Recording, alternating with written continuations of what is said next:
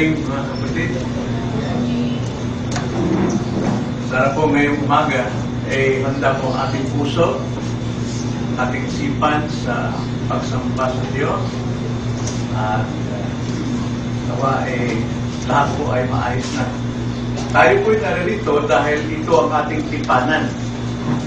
Tipanan po, ibig sabihin ito yung ating kasunduan sa pagitan ng Diyos na tayo ay magpagtagpo sa Kanya sa araw po ng Panginoon.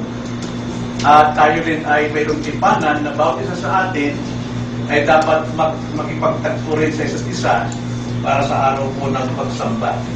Tipanan, ibig sabihin ito ay kasunduan ng dalawang panig. Tipanan ay isang lugar na kung saan ating pinag-uusapan na dapat nating gawin. Meron tayong katungkulan sa isa't isa na dapat nating tuparin. Ang tipanan ay mula sa salitang tipan. At ang tipan, kumbaga sa ating panahon, ito ay kontrata. Ito ay kasunduan ng dalawang panig. At mayroong kasunduan na walang magtataksil sa isa't isa.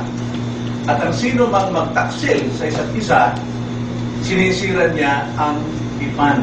Ngunit hindi yan ang tipan na ating pag-uusapan ngayong umaga sa ating pag-aaral. Tayo po ay nasa 1689, chapter 7, tungkol po sa tipan ng Diyos. Bago lahat, tayo muna ay manalangin.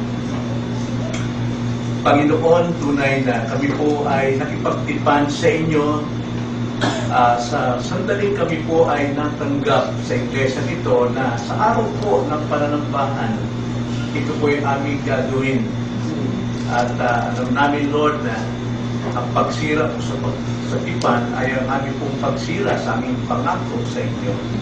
Kaya tulungan niyo kami maunawaan namin ang kahulugan po ng inyong tipan, upang ang buong Biblia o ang kasulatan ay magiging mahalaga para sa amin bilang inyong mga tao. Samahan niyo kami, turuan niyo kami, gabayan niyo kami sa lahat po ng katotohanan na inyong pong mga salita na aming pong pag-aaral. Itong aming dalangin sa pangalan ng Panginoong Jesus. Amen. Kung mayroon kayong 1689, babasahin ko lang ang buong chapter ng 1689, chapter 7. Ito ay nasa 3 paragraph lang.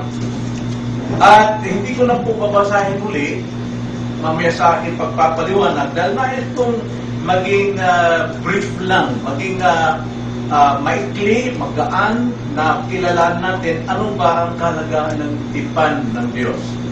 Pero gusto kong pakinggan ninyong maigi ito kung wala kayong 1699 at ilagay ninyo anumang inyong nakuhang kaunawaan sa ating babasahin. Yun ay malalaman natin mamaya sa ating pagtatalakay. Ganito ang sabi ng 1689, chapter 7, paragraph 1 to 3. Ganito ang sabi. Ang agwat ng Diyos at tao ay napakalayo. Bagamat may isip na nilikha, ay dapat siyang sumunod sa kanyang may likha. Sa kanyang sarili ay hindi niya kayang makaabot sa gantimpala ng buhay.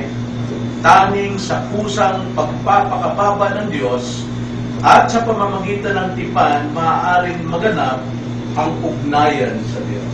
Paragraph 2. Yabang ang tao ay nahulog sa pagkakasala at napailalim sa sumpa ng kautusan ng Diyos, kinalugdan pa rin ng Diyos na gumawa ng isang tipan ng biyaya.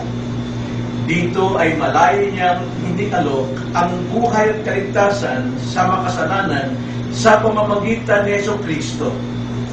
Hiningi ng Diyos na sila'y sumampalataya kay Kristo upang maligtas. Kanya ring ipinangako na ibibigay ang banal na Espiritu sa lahat ng kanyang hinirang sa buhay na walang hanggan upang sila'y magkusa at magkaroon ng kayang sumampalataya. Ang tipan ng Diyos ay ipinahayag sa Ebanghelyo. Una kay Adan sa pangako ng kaligtasan. sa pamamagitan ng binhi ng babae.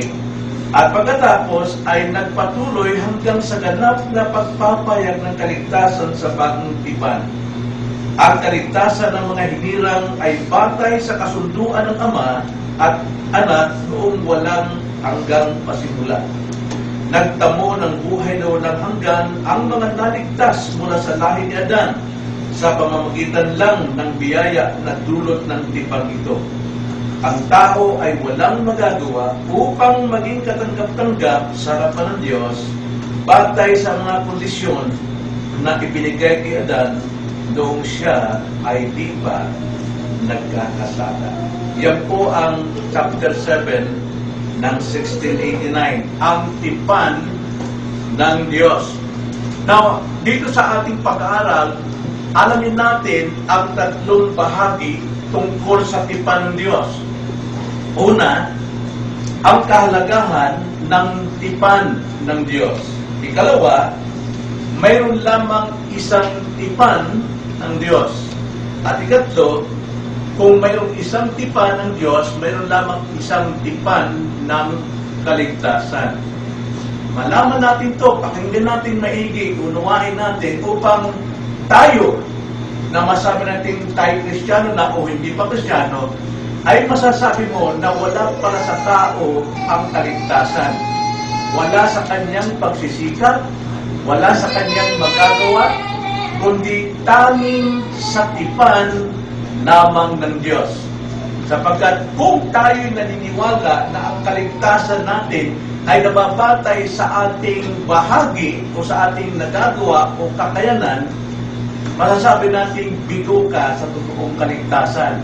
Paniniwala ng tao, ligtas siya dahil marami siyang ginawa.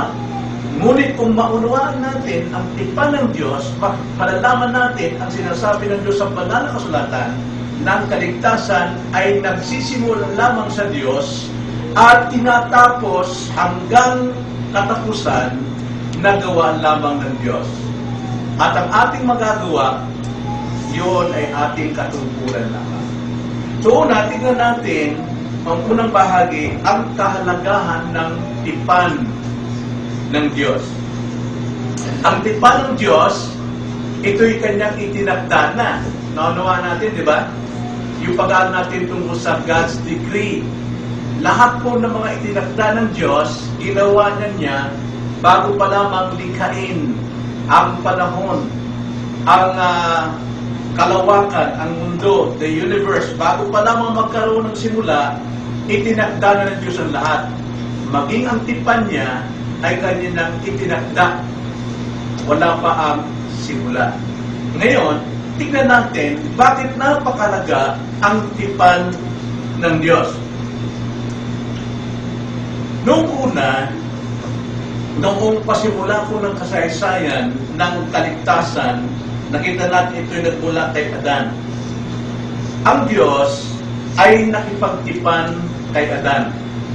Okay? Tanda natin, mayroon na pong tipan ang Diyos ng kaligtasan. No? Mayroon ng tipan ng Diyos bago pa lamang likhain ang mundo. Ngayon, nung nalikha ang mundo, nalikha ang tao, ang Diyos ay nakipagtipan kay Adan. At ang tipan na ito, kung tawagin, ay tipan ng mga gawa. Ito'y tipan na ng Diyos sa tao, pero ang tipan ng biyaya, kanya nang naitagda. Kaya dapat niyong maunawaan yun. Ngayon, ang Diyos ay nakipagtipan sa kanyang nilikha kay Adan ng tipan ng mga gawa. Mayroon dalawang pagpipilian si Adan.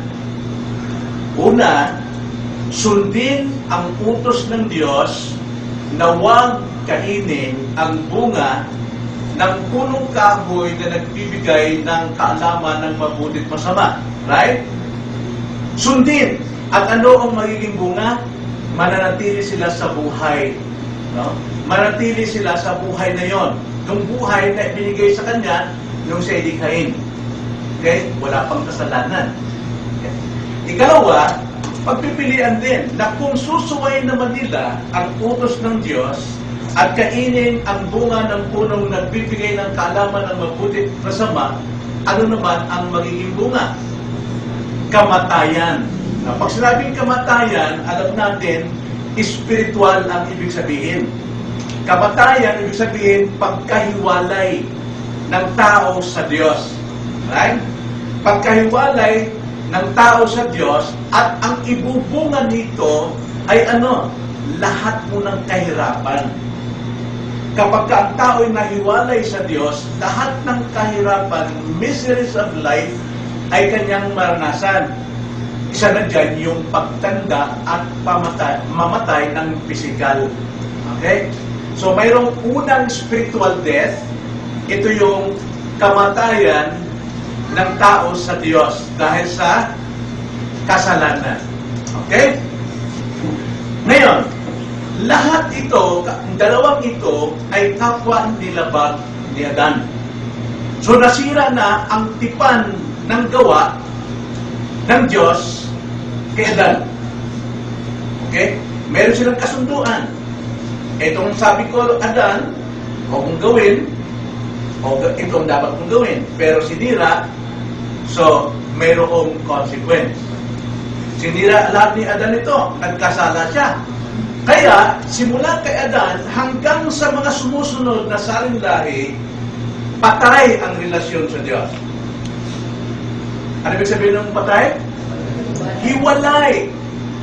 Malayo na ang tao sa Diyos, hindi niya na kayang abutin sa kanyang sarili. Nung si Adan di pa nagkasala, napakaganda ng relasyon nila sa Diyos. Magkasama sila sa hardin. Nag-uusap sila palagi. May magandang relasyon. Pero dahil si Adan ay nagkasala, nahiwalay sa Diyos, lahat din ng lahi nahiwalay. Makikita natin sa Ephesians chapter 2 verse 1 hanggang 3, ano? Ating basahin panandalian niyon. Ganito ang sabi, kayo nooy mga patay, ang kausap dito ni Pablo, Kristiyano na muling nabuhay na uli, born again uli. Okay? Hindi nyo makikita. Kayo nooy mga patay sa inyong mga pagsalangsang at mga kasalanan. Okay? So ano po ang palatandaan ng tao ay patay o hiwalay sa Diyos? Verse 2, na dati ninyong nilakaran ayon sa lakad ng sanlibutan ito, ayon sa pinuno ng kapangyarihang ng himpapawid, ng Espiritu na ngayon ay gumagawa sa mga anak ng pagsuway. Masuway, ano? 3, tayong lahat ay dating nabuhay sa gitna ng mga ito, sa mga pagnanasa ng laman na ating ginagawa ang mga nais ng laman at ng pag-iisip, at tayo nooy katutubong mga anak ng kapuotan, gaya naman ng iba. Yun ang sinabi ni Pablo. Isinama ni Pablo kanyang sarili rito, na noong siya hindi pa naging Kristiyano, patay siya sa pagsalamsan at kasalanan sa Diyos, kaya ginagawa ang lahat ng gawain ng sanlibutan ayon sa laman. Yun lang buhay ng tao, ayon sa laman. Patay. Kaya, ang sabi sa verse 10, kung ating babasahin, tuloy natin ang verse 10. I'm sorry. No. Okay. Hanggang doon lang. So, lahat ng tao, ang relasyon niya sa Diyos, patay din. Tulad ng nangyari kay Adan. So, makatwid, ang kamatayan ay ang pagkahiwalay sa Diyos. At alam natin, mayroong ikalawang kamatayan. Ano yung ikalawang kamatayan? Ha? Sa impyerno. At tingnan natin, unang kamatayan, spiritual, pagkahiwalay ng tao sa Diyos. Right? At dahil dyan, lahat ng miserableng pangyayari sa buhay, mangyayari sa tao, mamamatay siya. No? It is appointed unto man once to die, and after that is judgment. Yun ay ikalawang kamatayan, the second death sa impyerno. Kung tawagin naman yan, eternal separation from God. Kaya, kailangan kang maipanganak na muli para hindi ka dumako sa ikalawang kamatayan na wala ng katapusang pagkahiwalay sa Diyos. Nasa paghihirap na. So, ang tao ngayon, sa ating kasalukuyan, maliban doon sa mga Kristiyano na, sila'y namumuhay na hiwalay sa Diyos. Sila'y namumuhay na patay sa Diyos. Kung tawagin niya, natindihan natin. Ang mga unbelievers, sila'y mga patay Sila'y mga hiwalay sa Diyos. Wala silang kapag-asa sa buhay na ito. Kumbaga, ikumpara natin ang kalagayan ng taong hindi pa Kristiyano, ay may kukumpara natin sa isipan ng Diyos sa Isaiah 55 verse 8 to 9. Ganito ang pagkakasabi. Sapagkat ang ating mga pag-iisip ay hindi ninyo mga pag-iisip, niya inyong mga pamamaraan ay aking mga pamamaraan, sabi ng Panginoon. Sapagkat kung paanong ang langit ay higit na mataas kaysa lupa, gayon ang aking mga pamamaraan ay higit na mataas kaysa inyong mga pamamaraan, at ang aking mga pag-iisip kaysa sa inyong mga pag-iisip. Now, ang sinasabi rito, isipan lang daw natin, katumbas sa isipan ng Diyos, ang agwat nito ay langit at lupa. No? Tayo, nandito lamang sa ibaba, ang isipan ng Diyos ay sa pagitan ng langit at lupa. Pero ang tao, kung magpag-isip, ang galing-galing niya, para bang mas marunong pa sa Diyos. Sabi niya, maliligtas ako sa aking mabubuting gawa. Pero kung tutusin natin, isipan pa lamang yun, agwat ng tao ay lupa at langit, gaano pa ang relasyon ng tao at ng Diyos? Wala talagang pag-asa. Niisipan natin, hindi natin kaya abutin ng langit. Isip lang natin may langit, pero hindi natin nakita kung ano yung langit dahil hindi natin kayang isipin ng ating mere mind kung anong langit. Ganun pong distansya. Kung isipan, lalo na sa relasyon ng Diyos. Kaya pagdating sa kaligtasan, wala pong makakaabot. Walang makakagawa na maabot ang Diyos para siya maligtas. Dahil dyan, minabuti ng Diyos na siya'y gumawa ng tipan. Gumawa siya ng tipan. No? Na tayo dati, no? Halimbawa, sa telepono na lamang, ano? May kausap tayo, halimbawa, sa telepono. Di kaya, mag-asawa. Kasama araw-araw, magandang relasyon. Ngayon, nag-abroad si Mister. Dito po ang tingin, no? Nag-abroad si Mister. So, ang kanilang physical relasyon, nagkalayo na. Okay? Para sila ay magkaroon ng ugnayan, mayroong cellphone o telepono.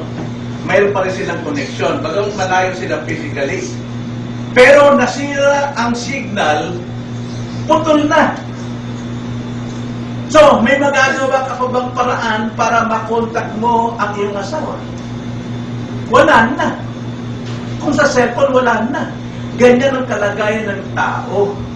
Putol ang relasyon sa Diyos. Walang paraan ang tao para makunik muli sa Diyos. Minabuti ng Diyos na siya ang lumapit. Nagkatawang tao, nagpakababa siya kapantay ng tao upang makipag-tipan, upang makipagsundo. No? At ang kasunduan, ganito. Kasunduan ay ikaw ay dapat maligtas. At ang tipan na yun yung tipang inihanda na ng Diyos bago pa lamang likhain ng mundo. No? So ang Diyos, sa kanyang pagka-Diyos malulhati, siya'y bumaba sa antas ng tao. Kaya tawagin siya ay Panginoon. Pag sinabing Panginoon, siya yung Diyos na pumantay sa tao bilang walang hanggang tagapagligtas. Eh, hindi lahat ng tumatawag Panginoon, Panginoon ay mayroong kaligtasan. Okay?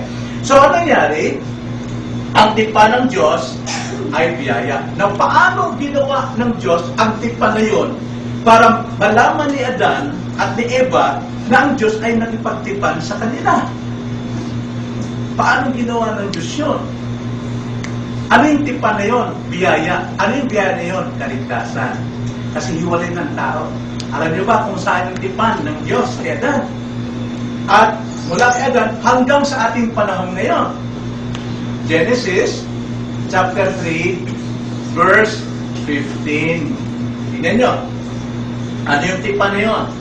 Nung matapos magkasama si Adan at Eva, sa Diyos, wala na silang pag-asa. Wala na. Hiwalay na sila sa Diyos. Pero hindi iniwan ng Diyos ang ganun kalagayan sa kanyang nilikha. Kaya siya ay nakipagtipan. Ano yung tipan na yun? Kung tinatawagin yan, the first messianic prophecy of salvation. Tingnan yung sabi sa 15. Maglalagay ako sa iyo at sa babae ng pagkapuot at sa isa't isa. Magkakaroon ng alitan ngayon, no? Kausapin ito ng Panginoon, Satanas. Magkakaroon ng labanan ngayon ang tao at Satanas. Okay? Kaya tayo ay, sabi nga sa Ephesians, naging alipin tayo ng kapuotan dahil sinusunod natin si Satanas. Dahil masuwain tayo. Sabi dyan, at sa iyong binhi, now, tignan yung binhi, no? Hindi sinabing at sa iyong mga binhi, hindi sinabi, kundi binhi. Now, sino kaya itong binhi na ito? Si Christ. Okay? Si Kristo. Bago pa lamang likhay ng mundo, itinakda na si Kristo na siyang maging tagapagligtas sa kanyang mga tao. Kaya sabi rito, at sa iyong binhi at sa kanyang binhi, ito ang dudurog ng iyong ulo at ikaw ang dudurog ng kanyang sakong. Ngayon, mula kay Adan, kay Eva, at sa mga anak ni Adan hanggang kay Noah, ito yung nasa isip nila ng tipan ng Diyos na mayroong tagapagligtas. Kaya lahat ng mga tao mula kay Adan, ang kanilang pananampalataya ay doon sa darating na binhi. Binhi pa lang. Pero marami nang naligtas noong araw na yun dahil sa kanilang pananampalataya doon sa darating na binhi.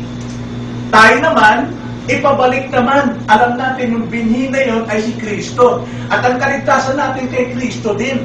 Kaya ang lumang tipan at bagong tipan ay nagkakaisa kay Kristo. Walang pagkakaibang kaligtasan dahil isa lamang ang tipan ng biyaya. Okay? So ngayon, ang nangyari dito, yung tipan na ito, hindi ito bilateral. Gaya ng kasunduan ngayon ng Pilipinas at ng komunista, no? Na may tinatawag na bilateral talks of agreement. Yung sabihin, dalawang panig.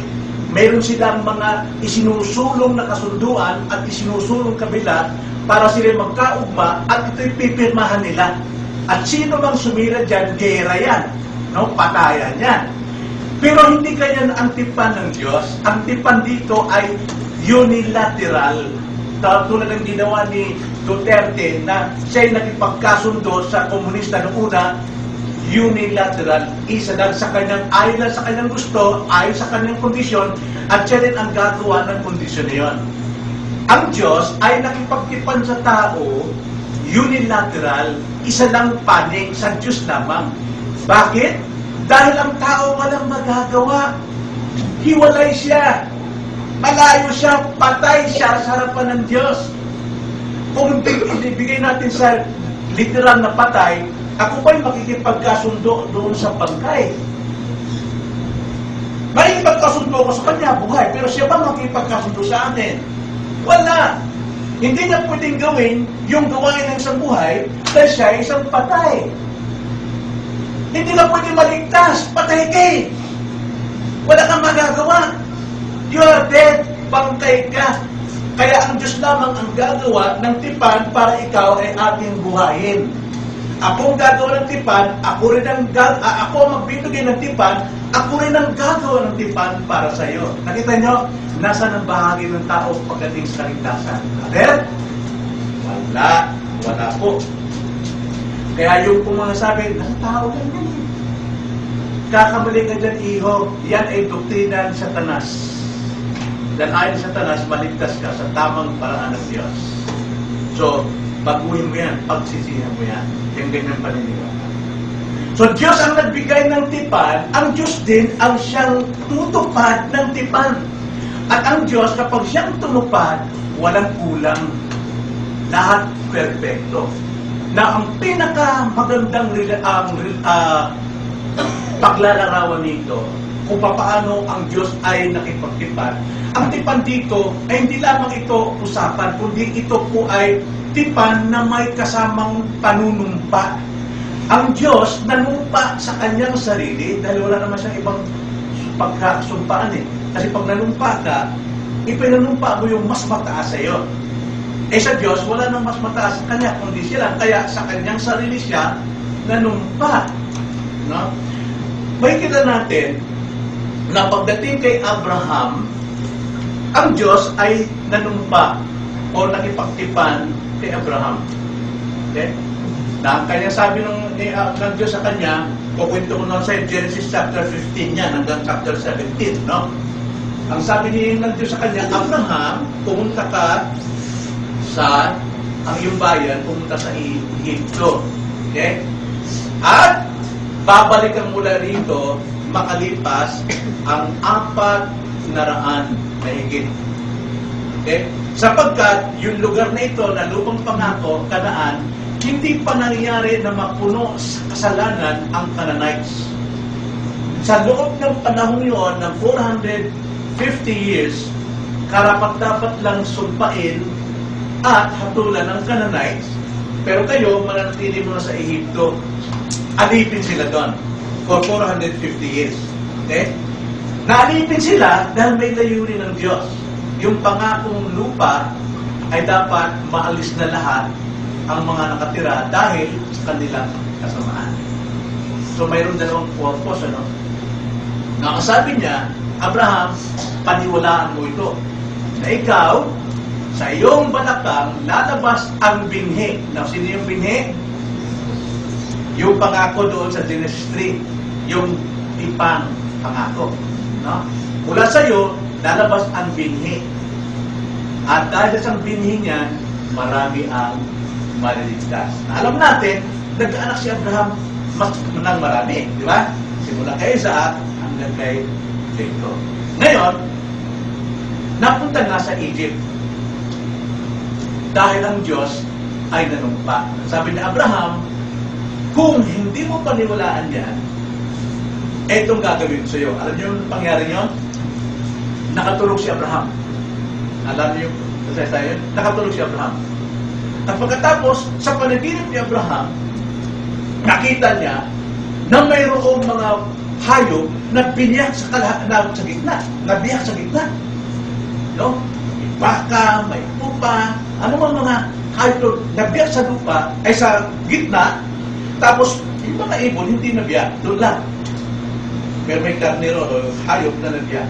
Pagkatapos, mayroong ilawan na biglang lumabas, at ang ilawang ito, lumakad doon sa gitna, sa pagitan ng mga nahati na mga hayop. Yun ay lumalarawan sa Diyos tungkol sa kanyang panunumpa. Na sinasabi niya kay Abraham, Abraham, maniwala ka sa akin sa tipan ko ito. Dahil kung hindi, mabuti sa atin ang mamatay, hatiin, para matupad ang aking pangako. Nanumpa ang Diyos doon sa kanyang sarili. Na ipinakita na kung hindi totoo yun, kung paano maging totoo, na siya ay gagawin niya talaga tulad ng baka na mamatay siya kung hindi niya gawin ang kanyang pangako. Okay? So, ganun manumpa ang Diyos. Na pagka ang Diyos ang nanumpa para ikaw, wala na tayong masasabi doon. Kaya yung pong pagkakapili kay Jesucristo, ang kanyang pagkakasuko mula sa langit, sinumpaan ng Diyos doon. Tingnan yung sabi sa Psalms 110 verse 4. Ang sabi sa Psalms 110 verse 4, sumumpa ang Panginoon at hindi magbabago ang kanyang isipan. Ikaw ay pari magpakilanman ayon sa pagkapari ni Melchizedek. Ito yung sumpaan ng Ama, ng Anak, doon pa lamang sa walang hanggang pasimula. Yung tipan na binigay ng Diyos kay Adan ay nangyari na doon sa walang hanggan na tipan ng Diyos sa Trinity. Ginawa na ito. At si Jesus Christ, siya ay magiging walang hanggang pare. Ano yung sabihin ng walang hanggang pare? Pare? Tagapamagitan. No? Tagapamagitan. Si Kristo lang yung walang hanggang pare. Wala na pong pare na yun. Dahil si Kristo ang kapuluan ng lahat ng nasa banal na kasulatan. At ito'y pinaliwanag din sa pagtipan sa Hebreo. Hebreo 7. Basahin natin po ng dalian. 18 hanggang 22. Pagkatapos sumundag tayo sa Hebrews 10. Ito ang sabi. Hebrews 7 and 18. Sa kabilang dako ay mayroong pagwawalang bisa sa naunang utos sapagkat ito ay mahina at walang pakinabang. Sapagkat ang kautusan ay walang pinakasakdal at walang pinasasakdal. Sa gayon ay ipinapakilala ang isang higit na mabuting pag-asa na sa pamagitan nito ay lumapit tayo sa Diyos. At iyon ay mayroong panunumpa. Yaong nang una ay naging pari ay nagsimula sa kanilang katungkulan na walang panunumpa. Ngunit ang isang ito ay naging pari na may panunumpa. Nanumpa ang Panginoon at hindi siya magbabago ng kanyang isip, ikaw ay pari magpakailanman. Sa gayon, si Jesus ay naging tagapanagot ng isang higit na mabuting tipan. Nakita niya? Si Jesus ngayon, tinakda o pinagtipanan ng Diyos na si Jesus ang magiging tagapamagitan sa tao at sa Diyos. At siya ang nagpatibay ng tipan na chapter 10 ng Hebreo 12 hanggang 18.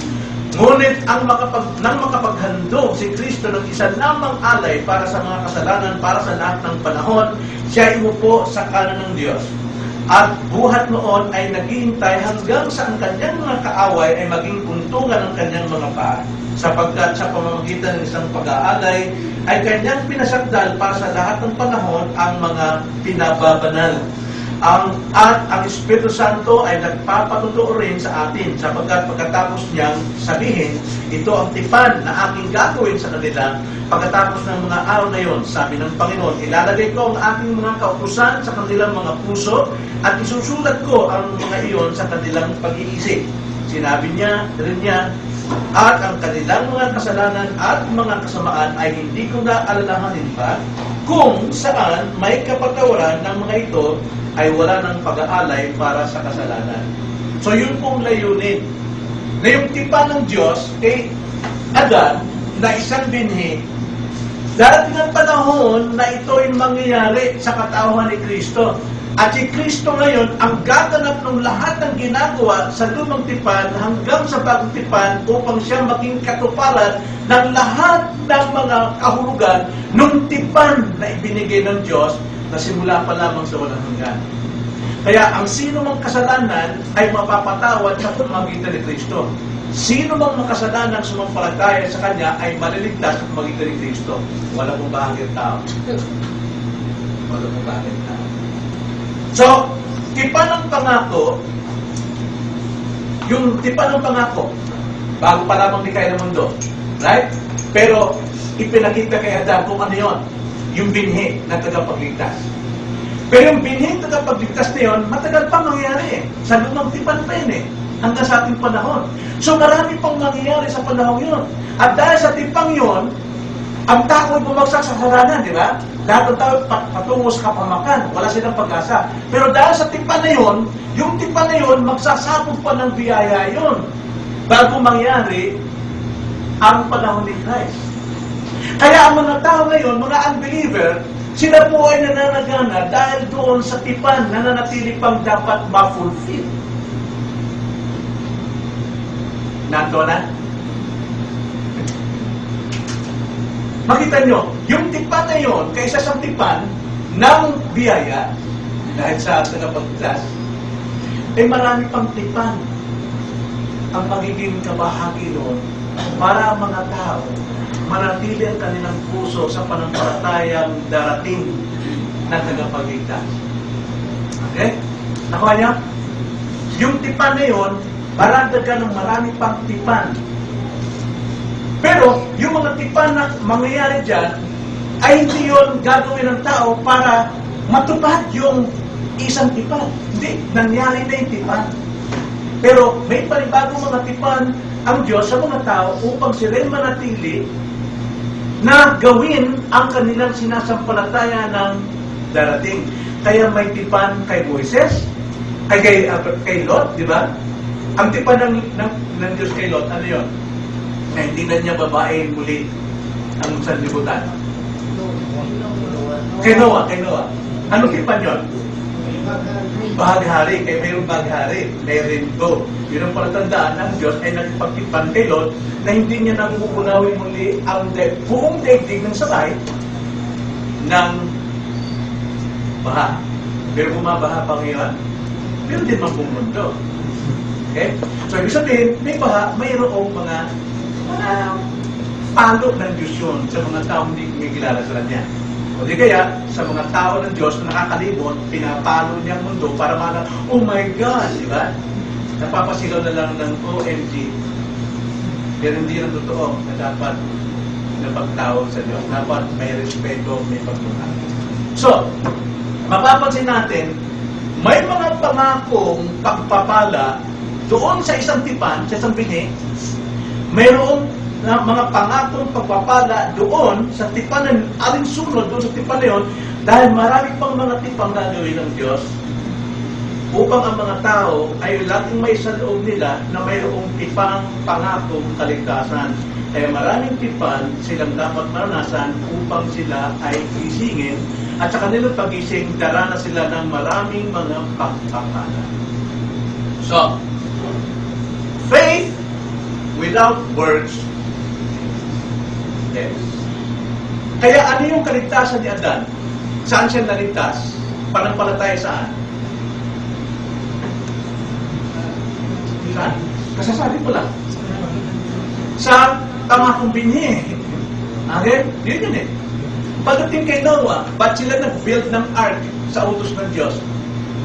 Dahil sa kanilang pangako, panampalataya sa pangakong binhi. Ginagawa nila lahat ng utos ng Panginoon, hindi para matupad yung tipan, hindi, kundi upang kanilang may sagawa ang kanilang panampalataya sa pamagitan ng kanilang pagsunod. Pagdating kay Moses, anong tipan ng Diyos? Kay Abraham. Di ba? Kay Abraham, mga lahi. Kay Moises, batas. Pero yung batas na yon, hindi natin gagawin para tayo maligtas sapagkat ang tipang pangako na tapos na. Hindi natin gagawin yun para tayo makapagtipan sa Diyos.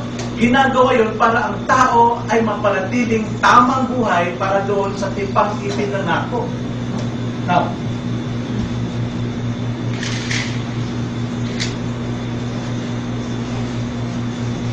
ako pa pala makuha dito. In short, mga kapatid, wala tayong time. So, walang kailangan na lang ito.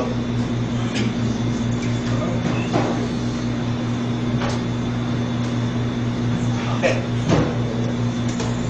Ang palagay natin, yan binhi. Okay? Yan binhi. Yung binhi niyan, may pangako yan doon sa eternity. Ano yung laman ng binhi? Buhay. Okay? Yung buhay na yun, yun ang pag-asa ng mga patay. Sino yung buhay doon? Si Kristo. Okay? Yan yung Old Testament. Sa Old Testament. Ngayon, itong buhay na itong binhi ito, sisibol yan yung, ano kung sisibol yan? Okay? Sisibol na yung buhay. Tapos, pag yan ay sumibol, magiging puno na yan. Okay? Mawawala na ito. Tapos, magiging puno na yan. Pagdating dito, isang malaking puno na yan. Okay? At may mga bunga.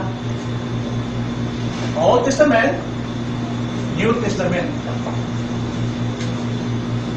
Kanya. Pero, mayroon bang ibang buhay dito? Wala ibang buhay dyan na buhang mula rito. Kaya nung buhay, sino yung buhay dito? Si Christ. Dito, si Christ pa rin. Pero, dito, binhi pa lang siya, di pa natin alam. Pero ito yung sinasampalatayan ni Adan, ni Noah, ni Abraham, hanggang sa ito'y lumago. At habang lumalago yan, yung mga tao dyan, na naghihintay sa katuparan noong buhay niya, sila ay pinagpapala dahil doon sa pangako. Kaya lahat ng mga tao sa Old Testament tumatanaw dito. At lahat naman tayo tumatanaw pabalik dito. Ito yung krus, di ba? So, iisang buhay. Sa Old Testament na tipang pangako, iisang buhay. Hanggang sa ito'y dumating, katuparan, si Kristo na. So, alisin natin ito. Binhi pa lang siya. Pagdating dito, katuparan si Kristo na. Kung mapapasin natin, ang araw ng pagsamba rito, anong araw ng pagsamba rito? Sabat. Sabado. Pero dito, linggo na. Bakit? Dahil yung araw ng Panginoon. Dito ba sinabi ang Sabat ay araw ng Panginoon? Hindi. Ang sabi dyan, kapahingahan ng Panginoon. Pero pagdating dito, araw ng Panginoon, yung Sunday. Pero isang buhay. Kay Christ pa rin yan.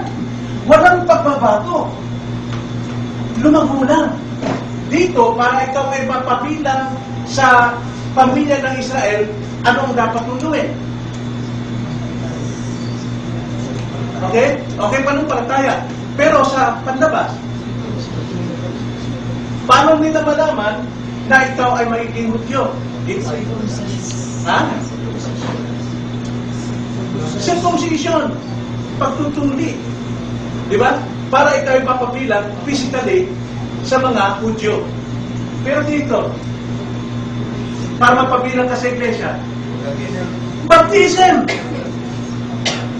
Pero isa pa rin. Sa Old Testament, the same, pero nagbago na kasi puro na rito eh. Katuparan eh. Sa bakit tayo mananatili pa rito? So, dapat, siguro, wala namang ano rito, mga lalaki. Sabihin, para maging membro ka ng Molino Green Bible Church, kailangan magpa-circumcise ka. Sa lumang tipan nyo. Pero sa pagtipan, kay Kristo, bautismo sa tubig. Okay? So, dahil dyan, ang Diyos ay gumawa ng tipan. At ang tipan na ito ay patungo sa katuparan. Walang iba kundi si Kristo. Kaya lahat po rito, pati yung pagsunod nila sa batas, Moses, lahat ng pagsunod, lahat ng parusa nangyari doon, yun ay ginagawa lamang nila dahil sila ay sumasampalataya sa darating na Bisaya. At tayo naman dito, pinapatay natin ang ating mga kasalanan, ang ating mga pagmumura, ang ating mga kuot, ang ating mga galit, dahil tayo ay kumantanaw kay Kristo. Lahat ng vices natin dapat patayin. Yung katamaran natin, kasinungalingan natin, dapat natin patayin. Dito naman, literally, sinusunod nila. Kaya nakita natin ang 10 Commandments, pero 10 Commandments, nandito pa rin. Yung pa rin sinusunod natin gabay. Pero hindi para maligtas, kundi para maging matuwid ang buhay bilang mananampalataya. Kaya, may kita natin, sa Old Testament, may kita na parang tayo, para ditong tipan ng mga gawa. Diba? Sa Old Testament, tipan ng mga gawa. Kasi dapat nila sundin lahat. Sumunod kay Noah, simulan kay Noah, sumunod kay Abraham, sumunod kay Moises, sumunod kay David. Pagdating kay Christ, biyaya na tayo. Pero saan ba nagsimula ang biyaya talaga? Saan nagsimula? Sa New Testament na ba? O sa Old Testament? Saan makikita yung biyaya doon? Sa Old Testament? Sa Misaya, doon sa binhi. Doon kayo maliligtas. Hindi sa inyong pagsunod, hindi dahil sa pagsunod mo, paggawa ng bangka, o pagsunod sa, pagpasok sa batas. No. Sila ay gumagawa, sinusunod nila yung batas, sinasunod nila kung ano yung mga katumpo nila, para kanilang isagawa kung ano yung panampalataya nila sa dating na binhi. Ganon din tayo. Tayo ay nagpapakamatuwid, banal, dahil pinapakita natin na tayo ay may kaugnayan sa binhi kay Kristo. Kaya kung tawagin na yung Kristiyano. So ngayon dito, kung sila'y mananampalataya ni Kristo, ano tawag sa kanila? Kristiyano? Hindi ba nakilala si Kristo eh? Yan tawag sa kanila.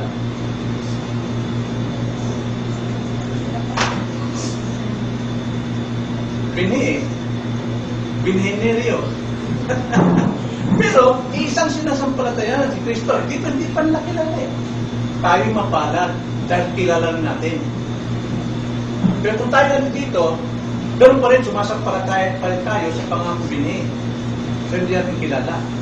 Kaya tayo, na ngayon ay nakakilala kay Kristo, mas hinios yung ating kasalanan. Mas grabe yung kasalanan natin kung pinabaliwalaan natin ang ating kaugnayan kay Kristo.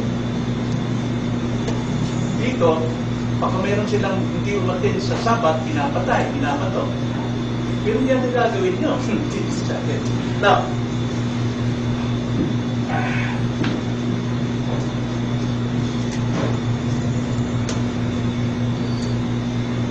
question, mga kapatid.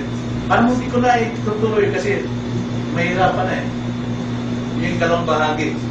Meron lamang isang tipan. Bagamat mayroon ng tawag dito. No? May tawag dito? Overlap na. Tanong, mga kapatid.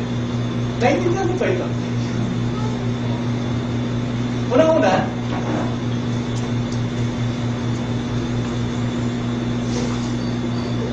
dapat natin maintindihan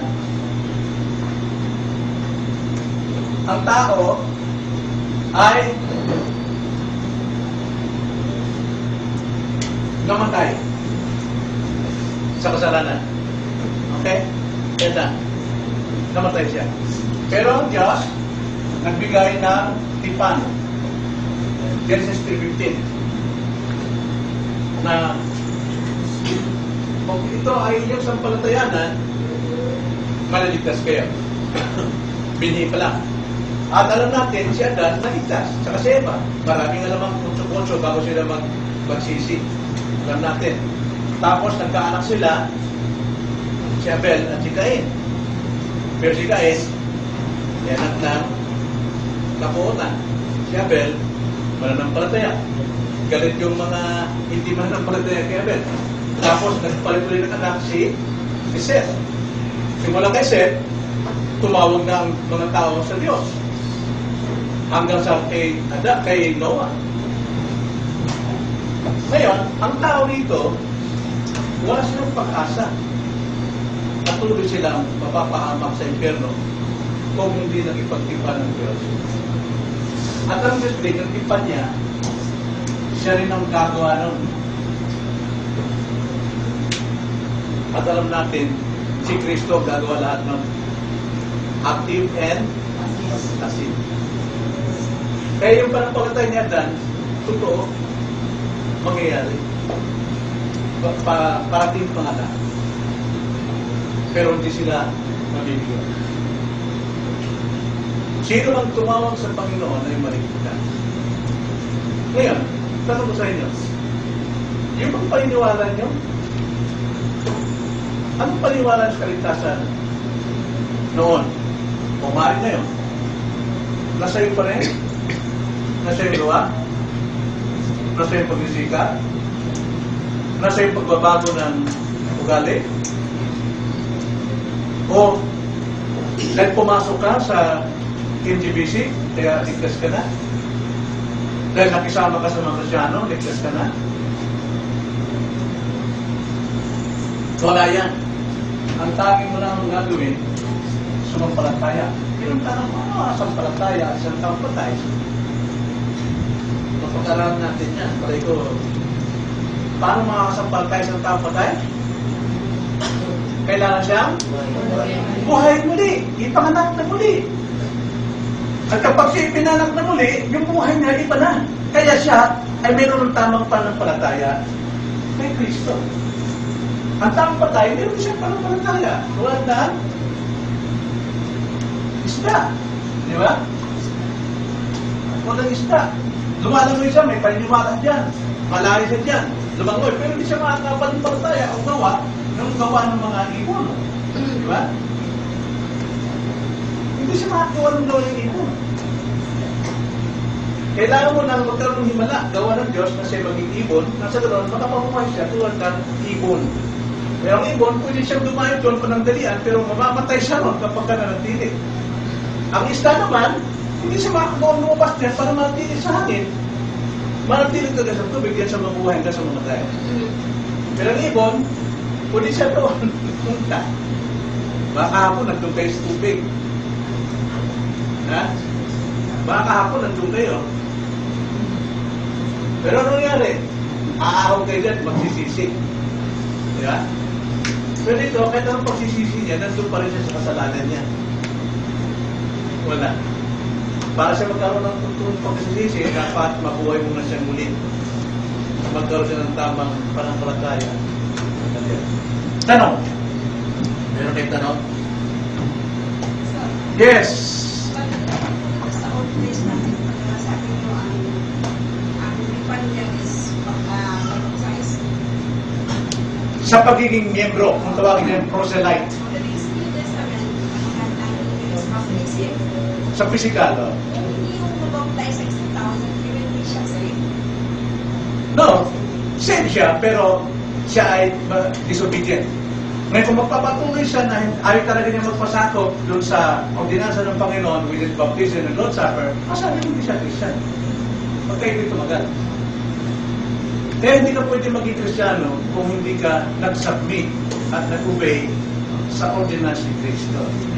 John 14:21.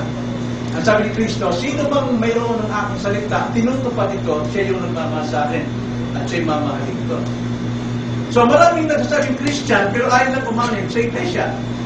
Gusto nilang sila ay maging sarili lang, dependent. Hindi pwede yun. So, Yes.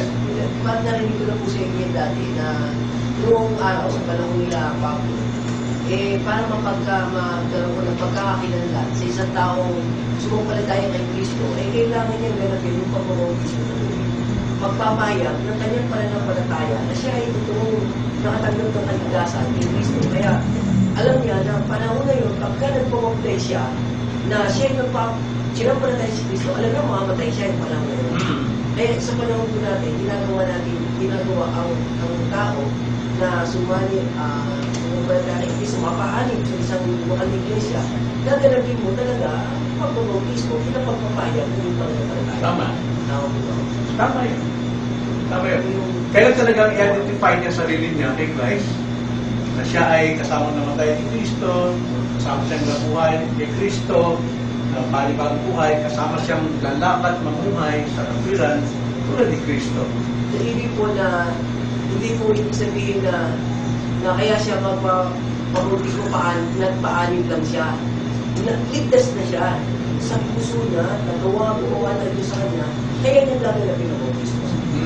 Kasi sa atin, hindi natin alam kung ligtas siya eh. Ano ang totoong manifestation na maaari natin makita na ang isang mananampalataya ay talagang ligtas? Dapat siya ay nagpasakop sa salita ng Panginoon. Ang salita ng Panginoon ang una eh. Sila ay magpabautismo. Ang bautismo hindi kaligtasan, kundi ang bautismo ginagawa ng mga naligtas na. Kaya kung sino nagsasabing ligtas siya pero ayaw ng bautismo, siya din ang nagsasabing hindi pa siya ligtas. Pero sa akin, kung talagang ligtas siya. Pero paano patunayan? Dapat may saksi. At isa sa inyo, pag nag-bautismo, ilang saksi ang nakita sa inyo pag nag-bautismo kayo? Buong iglesia. Kasabi na iglesia, Kristiyano yan. Mapapatunayan ko sa iyo, saksi kami paano yung sinubong buhay niya kay Kristo at paano siya naging masunurin sa utos ni Kristo. Saksi kami yan. Yeah? Pero kung kayo yung nagpapautismo, halimbawa, sa ibang church, at alam naman natin talagang tamang kaligtasan, lilipat kayo dito, for membership na lang, for formality lang, magpaanib. Pero sinaksihan ka ng iglesia mo doon na ikaw ay isang Kristiyan. Kaya posible siya sa Kristiyanong ayaw magpasailalim sa utos ni Kristo. Pero yung utos na yun, hindi yun kaligtasan. Huwag yung kaligtasan mo yung panampalataya.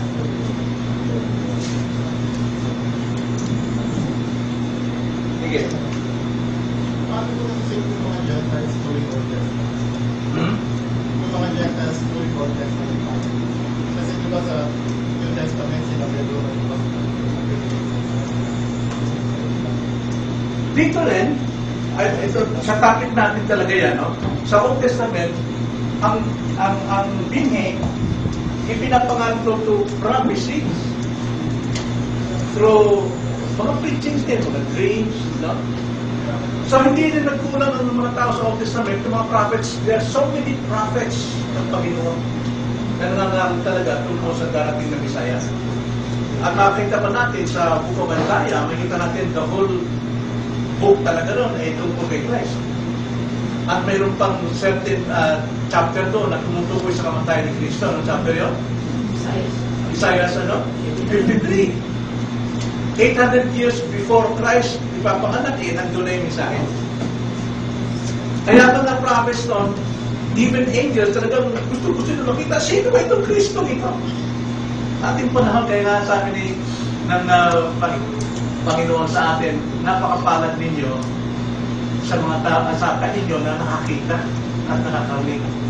Sapagkat hinahangad ng mga propeta at mga anghel ang nakita nyo at narinig. So, ganoon din. Same message din. Isang mensahe din. May mga prophets, may mga dreams, pwede ba mga sa sacrifices, sa mga rituals, no? Lahat yun tumutungo kay Kristo, lahat yun eh. Lahat yun.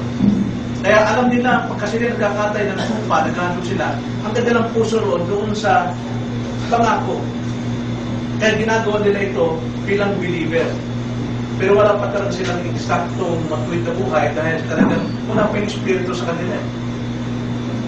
Kaya lahat ng kanilang pag-sacrifice, tumutukoy kay Christ. Kaya sabi pagdating sa John 1:29, behold, the Lamb of God who taketh away the sin of the world. Ito na, fulfillment. So, nasaan ang bahagi ng tao? No? Wala. Kaya, yan po mabigat na ating minana na tradisyon. Maliligtas ka sa iyong pagsunod yung mga sabi-sabi. Hanggat hindi mo naunawaan ang tipan ng Diyos, para sa iyo, misteryo pa yung Biblia, ayaw mo makinig, ayaw mo mabasa. Nana? Okay, wala na. Papatuloy natin muli sa share. Tayo madalangin. Panginoon, salamat po sa inyong pong kapahayagan. Tungkol po sa simula ng aming pong pananampalataya. Sa aming pananampalataya, hindi nababatay sa aming pong maaaring magawa sa aming pag-isikan, kundi ang aming pananampalataya ay babalik namin at totoo namin sa iyo pong tipang pangako na walang iba kundi si Kristo. Tanging sa Kanya lamang, Panginoon, kami mabubuhay. Tanging sa Kanya lamang kami mamamatay. Kaya Lord, tulungan niyo kami na sana ito'y may lapat namin sa aming mga puso na aming pananampalataya ay nababatay kay Kristo at sa Kanyang mga gawa. Ang aming dalangin sa pangalan ng Panginoon Kristo.